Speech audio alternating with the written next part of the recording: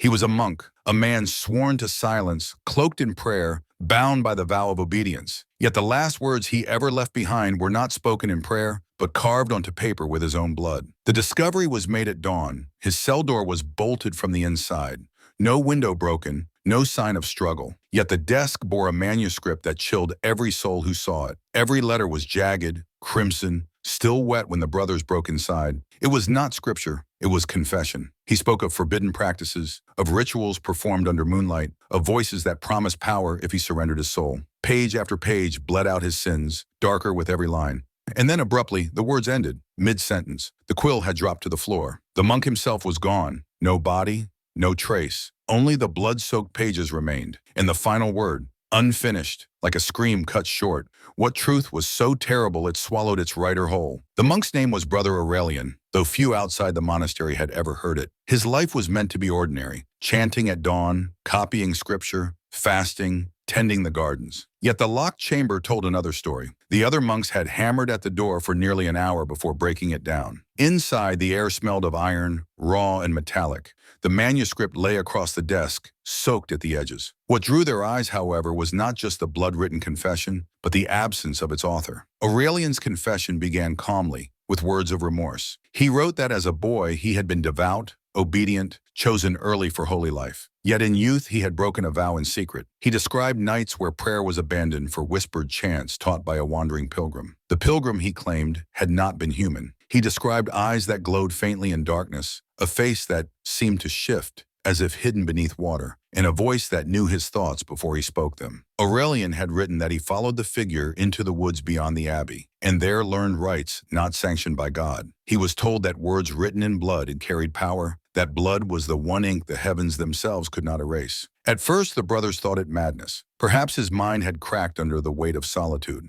But the confession grew too specific to dismiss. He wrote of precise nights, describing the position of stars and the hour of bells. He admitted to smearing his own finger across parchment, testing the binding strength of blood against ink. He wrote of dreams that were not dreams, but conversations, voices chanting in a tongue older than Latin, older even than Greek, a voice that promised immortality if he surrendered not his life, but his words. The investigators from the bishop's court arrived within days. They confirmed the door had been bolted from within. The lock was intact, the hinges untouched. The single window was barred and unbroken. There was no secret passage, no tunnel beneath the floorboards. Yet no trace of Brother Aurelian remained. What unsettled them most was the final line of the confession. I hear them now. They are at the sentence ended abruptly, as if something had torn him away mid-word. The ink, or rather the blood, was still wet when the brothers forced their way inside. Rumors spread like wildfire. Some claimed he had been seized by demons, the very ones he invoked with his rituals. Others whispered that he had succeeded, that his body had dissolved into the parchment itself, his soul chained forever to the manuscript. A few dared to touch the pages. One monk who did so collapsed screaming, insisting he heard voices whispering from the blood. He refused food, refused prayer, and died within the week. His lips stained red, though no wound was ever found. Another monk who opened the text for a single glance was found wandering the halls in silence, unable to speak again for the rest of his life. The church declared the manuscript heretical. It was to be locked away in the cathedral vaults, sealed under oath never to be read again. Guards were placed, and its location was hidden even from most clergy. But stories leaked nonetheless. Aurelian's disappearance could not be silenced. How could a man vanish from a locked room, leaving only blood and words behind? Why did the confession seem to darken with every line, as though the hand that wrote it was no longer his own? And why did the parchment, when glimpsed in candlelight, seem to shimmer as if still damp? Even centuries later, scholars whisper of the lost confession of Aurelian. Some believe it is still in the church's vaults, a cursed artifact that cannot be destroyed. Others claim it was stolen long ago, traded through secret societies that prized its words as keys to hidden knowledge. A handful of historians insist that those who read it see not the past but their own sins, written in blood that is not theirs. They call it a mirror that bleeds, a text that consumes the one who dares to read too deeply, a text that waits, unfinished, for another hand to continue where Brother Aurelian stopped. What became of Brother Aurelian's confession did not end in the monastery. Though locked away, whispers of its existence spread like fire through the ranks of scholars, priests, and occultists alike. For centuries, documents were said to surface. Letters, diaries, marginal notes, all describing the same forbidden object, a manuscript written in blood that seemed to breathe with its own life. The first to seek it openly was an inquisitor named Father Renard. He was charged with cataloging heresies, witness to countless burnings and trials. Yet when he encountered mention of Aurelian's confession in an abbey inventory, his curiosity consumed him. Against orders, he demanded access.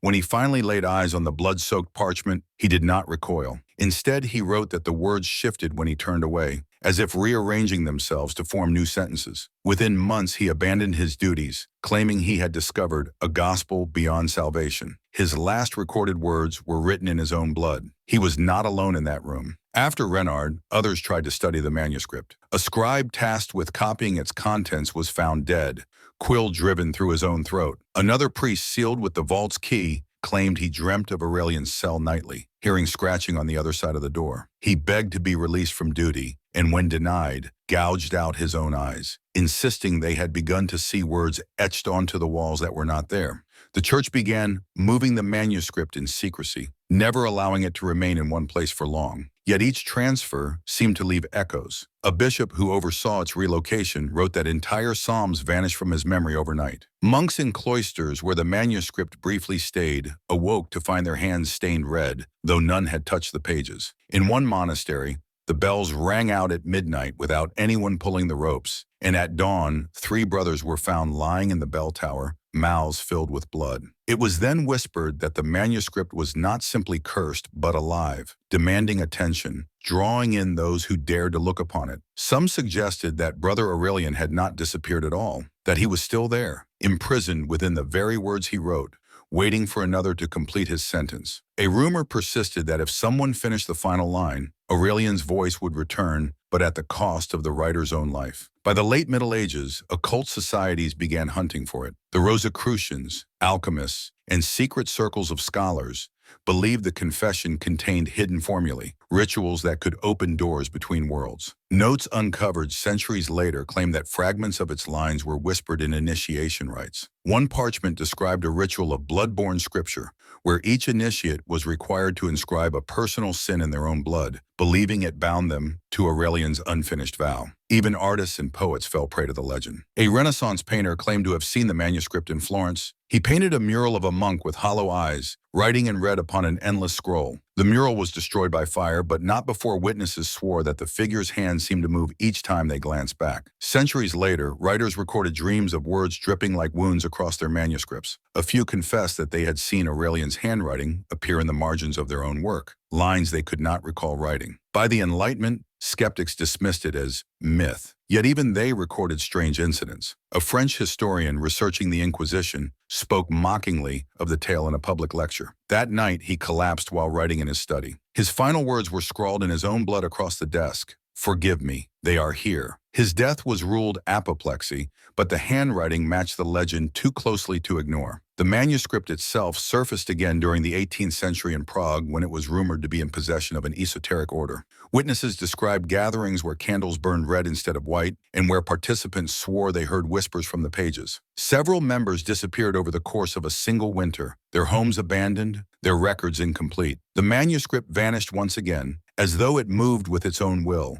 reappearing only where the desperate sought it most. Each encounter deepened the fear that Aurelian's work was more than words. It was a doorway, a living confession that demanded to be finished. Those who approached it did not simply read. It read them, pulling secrets from their hearts, staining the parchment with guilt they had never confessed aloud. Some said the blood on its pages never dried because it was never truly Aurelian's. It belonged to anyone who dared to see themselves in his words. And so the legend of the cursed manuscript grew, not as a relic of faith nor as a fraud, but as an infection of thought, one that spread across centuries, consuming anyone who dared to look too long. The same unfinished line hung like a shadow across time. "They are at a sentence waiting for another soul to end it," though none who tried had ever survived the attempt. The centuries that followed only deepened the mystery of Brother Aurelian's blood-written confession. By the 19th century, fragments of testimony, hidden records, and suppressed accounts hinted that the manuscript had survived revolutions, wars, and purges. It moved like a phantom across Europe, always vanishing when someone tried to secure it. What was once considered a medieval legend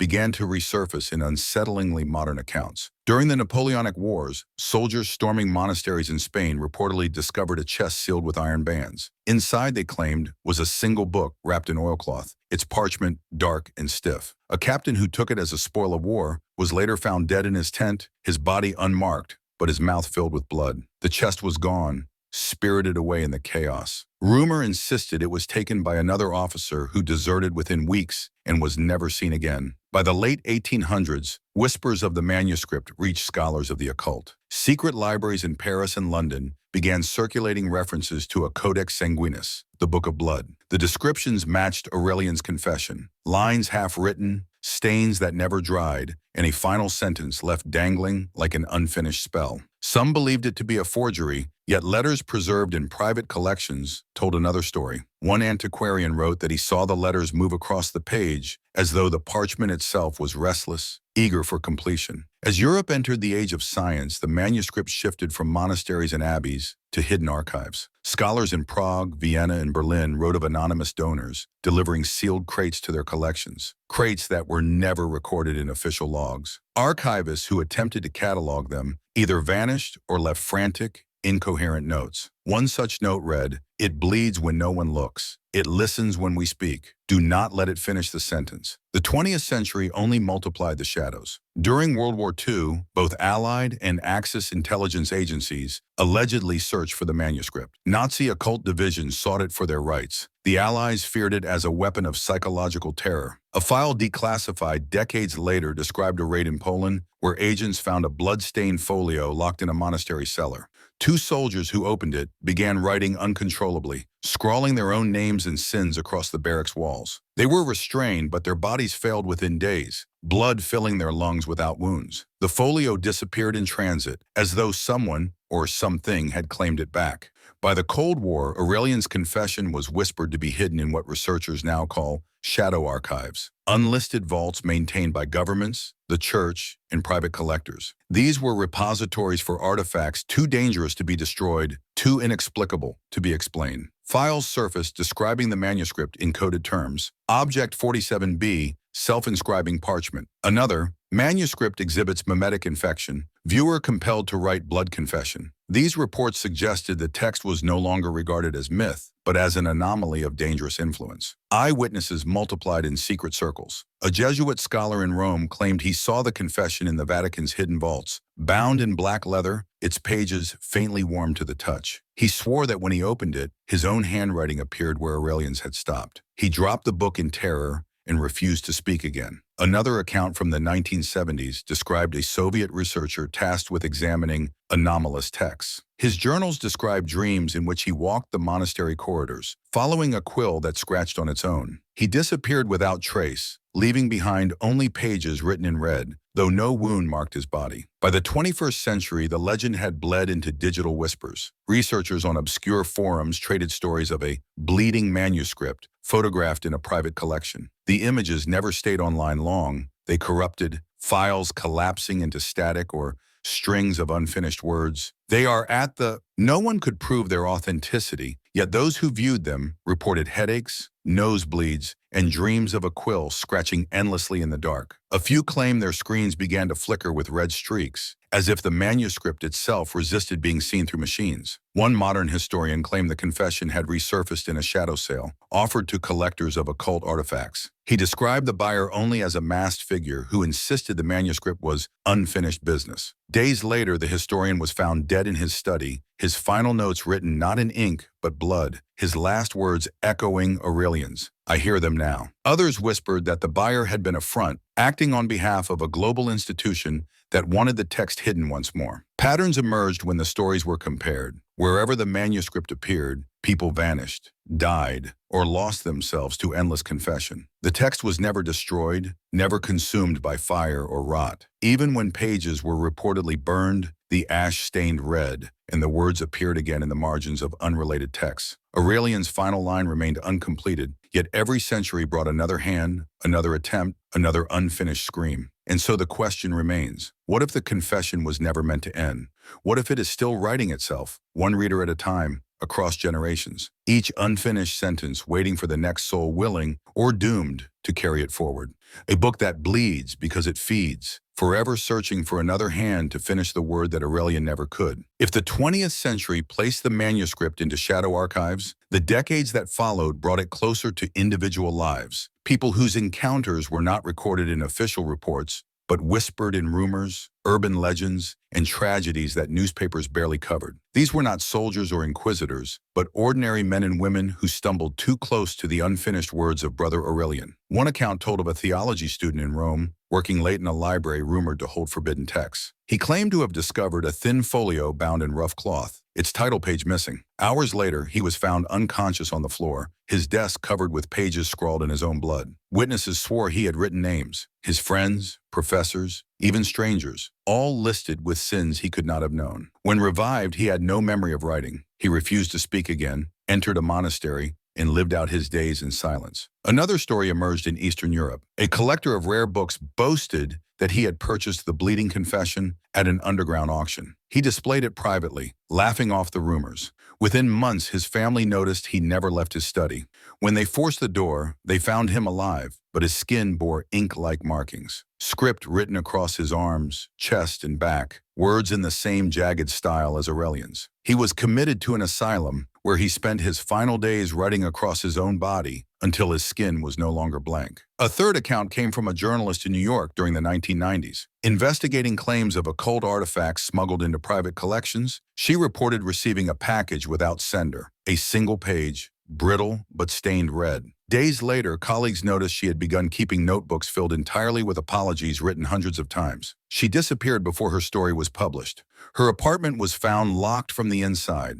On the desk was one page, written in her own blood, cut off in mid-sentence. They are at the digital age only worsened the spread. Hackers and cryptographers claimed that fragments of the manuscript's text had been digitized and hidden in archives. Files shared across forums appeared corrupted, red streaks across the screen, words breaking mid-sentence. Some who viewed them reported compulsive writing, notes, diary entries, confessions scribbled until their hands blistered. One anonymous poster described bleeding through his fingertips after typing for days without pause. His final message before silence was simple: "It will finish through me." Others speak of experiments conducted in secret by psychologists curious about its influence. Test subjects shown mere fragments of the confession displayed sudden, violent self-disclosure, blurting secrets they had never admitted aloud. Some wept uncontrollably, others collapsed. The trials were abandoned when one participant carved words into her skin, spelling "forgive me," before losing consciousness. The notes from that experiment were destroyed, or so officials claimed. A handful of researchers insist the manuscript is no longer a physical object but a pattern,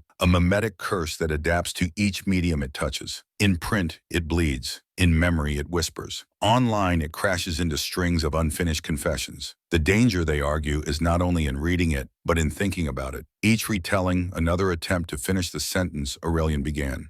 Whichever form it takes, the pattern of destruction remains constant. The manuscript does not reveal hidden truth. It forces it out of those who encounter it, stripping away masks, compelling confessions of shame and guilt. Those who cannot endure the unveiling collapse. Those who endure too long vanish. And always the last words echo the same warning: I hear them now. As the 21st century progressed, the story of Brother Aurelian's confession shifted from a tale of monks and scholars into something more dangerous, an infection of thought that institutions could no longer control. Governments, religious orders, and secret societies all attempted to contain it, but containment itself seemed to feed the legend. In 2007, a rumor spread of a classified project run under the guise of linguistic research. Its true purpose was to analyze anomalous documents. Among them, according to leaked notes, was a manuscript described as blood-pigmented, half-complete, sentence ending with the words, "They are at the..." Researchers attempted to digitize the text, but every scan resulted in corruption. Computers froze, drives melted,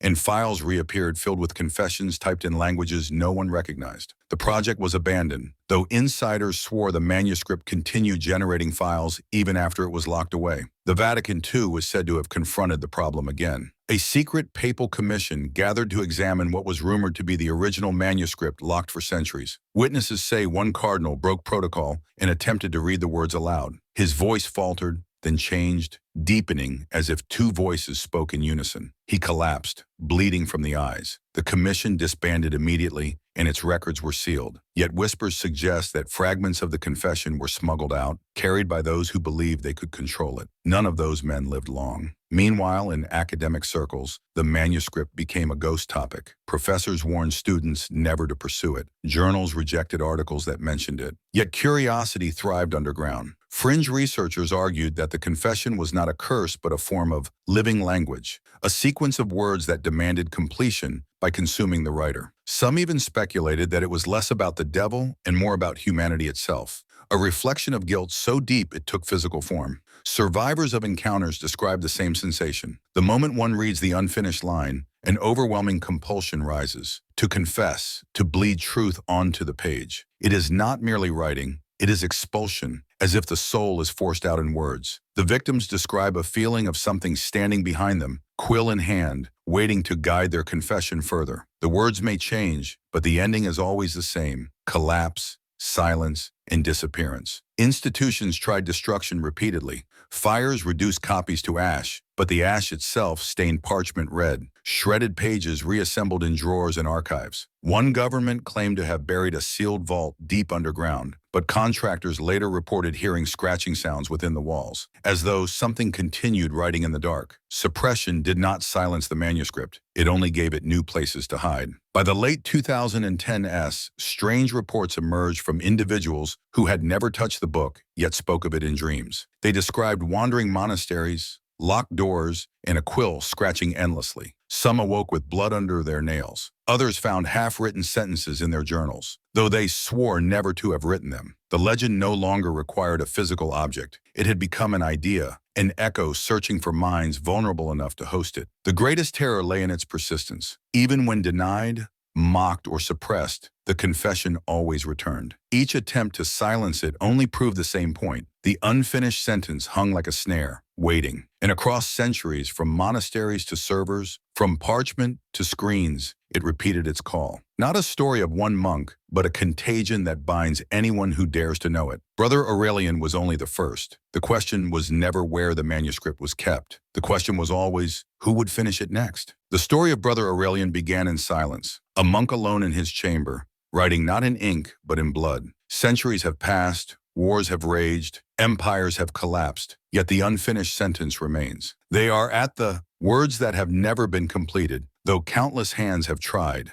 Every attempt ends the same way: in disappearance, in death, in silence. What began as one monk's confession became something far more insidious. It is no longer a relic bound to parchment. It is a contagion of language, a pattern of thought that survives through anyone who dares to engage with it. The moment it is spoken, read, or even remembered, it plants itself like a seed. And seeds grow, whether we will them to or not. Think of the pattern across centuries. Aurelian in his locked cell, inquisitors in their chambers, scholars in their libraries, soldiers in their camps, collectors in their studies, journalists at their desks, each of them drawn to words they could not resist, compelled to write until their blood carried the weight of confession. Each of them convinced they could control it, that they would be the one to solve its riddle. Yet the riddle consumed them instead. The manuscript has never been destroyed because it was never truly material. Burn the pages and it writes itself in ash. Seal it underground and it scratches against stone. Digitize it and it corrupts code. Suppress it and it surfaces in memory, in whispers, in dreams. It does not need parchment. Only the human need to confess. That need is endless. That weakness is eternal. And here is the most terrifying truth. The unfinished line is not a trap for one monk,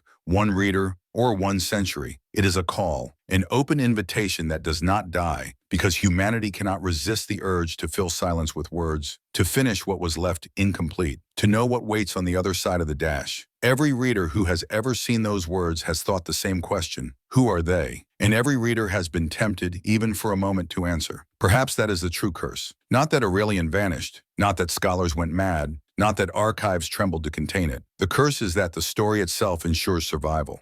To tell it, to hear it, is to spread it further. And now you, listening, have heard it too. You know the words, you know the sentence, you know where it ends, and where it waits for another hand to continue. They are at that line now lingers not in Aurelian's cell, nor in a forbidden vault, nor on corrupted screens. It lingers in your mind. You can feel it, can't you? that itch to finish it, to put down the next word, to give the silence an ending. But endings are never the end. They are only the beginning of another confession, another writer, another victim. The cycle has lasted for centuries, and it will last for centuries more, until someone resists, or until no one does. And so, as the story closes, remember, every telling is another confession. Every listener becomes another witness. And silence itself may not protect you, because silence is where the voice begins. So ask yourself, when the moment comes, when the silence grows unbearable, when the quill drips and the page waits, will you be the one who finishes the sentence? Or will you vanish mid-word like all the others? The story does not end here. It never ends. It only waits.